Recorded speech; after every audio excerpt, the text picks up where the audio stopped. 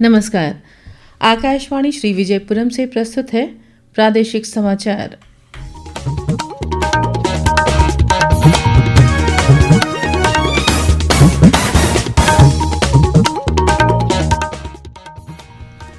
उदयपुर में आयोजित पर्यटन सम्मेलन में उपराज्यपाल ने कहा, कोविड के बाद घरेलू पर्यटकों की संख्या में 200% और अंतर्राष्ट्रीय में 157% की वृद्धि हुई है।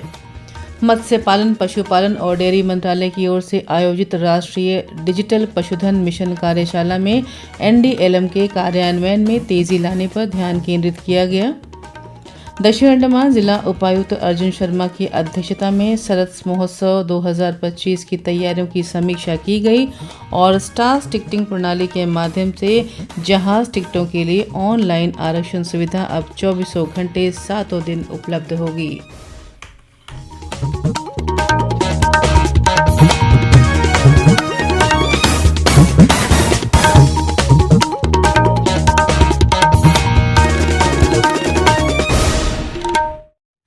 सुबह के समाचारों के साथ मैं पूजा सिंह। एक राज्य एक वैश्विक गंतव्य के दृष्टिकोण के तहत उदयपुर में संस्कृति और पर्यटन मंत्री गजेंद्र सिंह शेखावत की अध्यक्षता में पर्यटन सम्मेलन का आयोजन किया गया। इस सम्मेलन में उपराज्यपाल और द्वीप विकास एजेंसी के उपाध्यक्ष एडमिरल डी.के. जोशी ने भाग लिया। उन्होंने द्वीप समूह में कोविड के बाद पर्यटन के पुनरुत्थान पर कहा कि 2022 से घरेलू पर्यटकों की संख्या में लगभग 200% और अंतर्राष्ट्रीय पर्यटकों की संख्या में 157% की वृद्धि हुई है। अंडमान निकोबार द्वीप समूह की एक विशेष डाइविंग स्थान के रूप में स्थापित करने के लिए प्रशासन द्वीप समूह को हिंद महासागर क्षेत्र और हिंद प्रशांत क्षेत्र में एक प्रमुख स्कूबा डाइविंग केंद्र के रूप में स्थापित करने के लिए डाइविंग में 3 गिनीज वर्ल्ड रिकॉर्ड स्थापित करने की तैयारी में है। उपराज्यपाल ने कहा कि बटन आइलैंड, बैरन आइलैंड और स्वराज द्वीप के प्राचीन समुद्र तटों के आसपास डाइविंग सर्किट विकसित किए जाएंगे। उन्होंने राष्ट्रीय स्मारक सेलुलर जेल, नेताजी सुभाष चंद्र बोस द्वीप, वाइपर चाथम द्वीप जैसे स्मारक स्थलों को वैश्विक मानकों और पीपीपी मोड के साथ हेरिटेज टूरिज्म सर्किट के लिए मुख्य रणनीतिक पहल के बारे में भी जानकारी दी। इसके अलावा उपराज्यपाल ने कहा कि 5 सितारा इको रिजॉर्ट्स, ग्रेट निकोबार और श्री विजयपुरम में ग्रीनफील्ड हवाई अड्डे, सी प्लेन संचालन, क्रूज पर्यटन, आधुनिक हेलीकॉप्टर बेड़ा और नए जहाज़ों का अधिग्रहण स्थायी विश्व स्तरीय पर्यटन के एक नए युग की शुरुआत करेंगे। प्रधानमंत्री नरेंद्र मोदी द्वारा घोषित जीएसटी बचत उत्सव समाज के सभी वर्गों को लाभान्वित कर रहा है। जीएसटी सुधारों पर आज हम गुजरात की अर्थव्यवस्था को बढ़ावा देने पर एक रिपोर्ट प्रस्तुत कर रहे हैं। जीएसटी सुधारों से गुजरात में कारीगरों, किसानों और औद्योगिक क्षेत्रों को बढ़ावा मिल रहा है। नए कर ढांचे के अंतर्गत गुजरात का प्रतिष्ठित टाई डाई वस्त्र बांधनी पर 5% जीएसटी स्लैब की सीमा को बढ़ाकर 2,500 रुपए तक कर दिया गया है। इस निर्णय से मध्यम श्रेणी की साड़ियां और दुपट्टे ग्राहकों के लिए और अधिक किफायती हो गए हैं। इसी प्रकार राज्य के रासायनिक उद्योग को भी जीएसटी 2.0 के अंतर्गत बड़ा लाभ मिला है। सल्फ्यूरिक एसिड और अमोनिया जैसे रसायनों पर कर की दरों को 18% से घटाकर 5% कर दिया गया है। इस कटौती से उर्वरकों, रंगों और फार्मास्यूटिकल सहित अन्य उद्योगों के लिए विनिर्माण लागत कम हो गई है। अगली पीढ़ी के जीएसटी सुधारों के तहत ये तर्कसंगत दरें गुजरात के प्रमुख क्षेत्रों में व्यापक राहत प्रदान करने, ग्रामीण आजीविका को औद्योगिक विकास के साथ एकीकृत करने और राज्य की वैश्विक प्रतिस्पर्धात्मकता को बढ़ाने में महत्वपूर्ण भूमिका निभा रही हैं। मत्स्य पालन, पशुपालन और डेयरी मंत्रालय ने नई दिल्ली में राष्ट्रीय डिजिटल पशुधन मिशन एनडीएलएम पर कल एक कार्यशाला का आयोजन किया।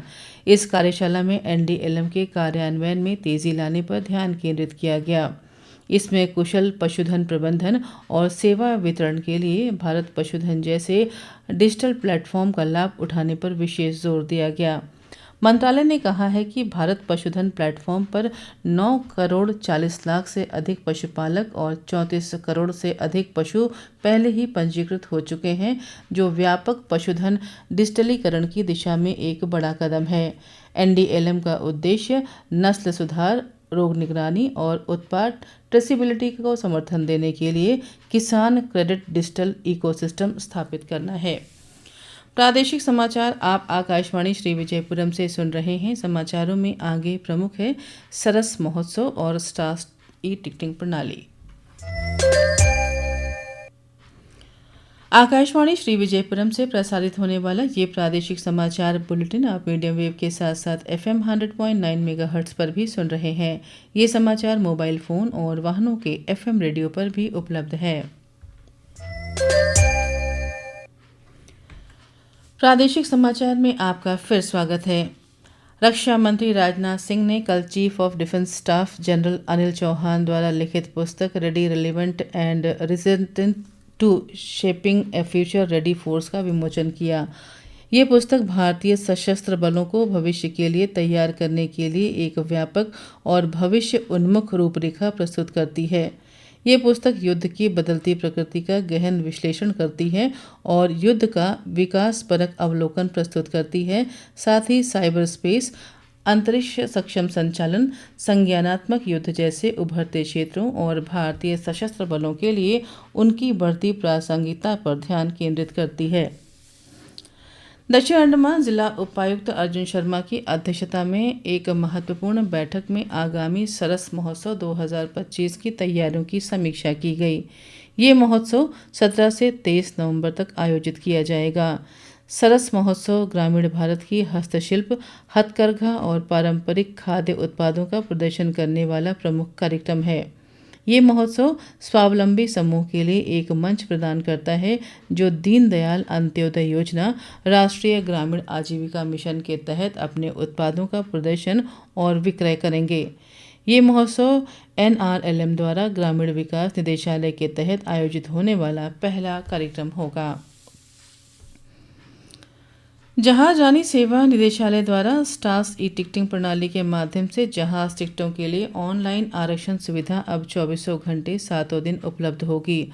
मुख्य सचिव डॉक्टर चंद्रभूषण कुमार ने कल सचिवालय के कॉन्फ्रेंस हॉल में आयोजित एक संक्षिप्त समारोह में 24x7 ऑनलाइन जहाज टिकट आरक्षण सुविधा का शुभारंभ किया। ये सुविधा निदेशालय के आधिकारिक पोर्टल dss.andamannicobar.gov.in ई टिकटिंग पर उपलब्ध है। यात्रियों की सुविधा के लिए पोर्टल से सीधे जुड़ने वाला एक QR कोड भी प्रदान किया गया है। MV स्वराज द्वीप कल श्री विजयपुरम से 10 बजे चेन्नई के लिए रवाना होगा। अतिरिक्त सामान को चढ़ाने का कार्य आज दोपहर 2 बजे से शाम 4 बजे तक किया जाएगा। यात्रियों को जहाज पर चढ़ाने का कार्य सुबह 8 बजे से होगा।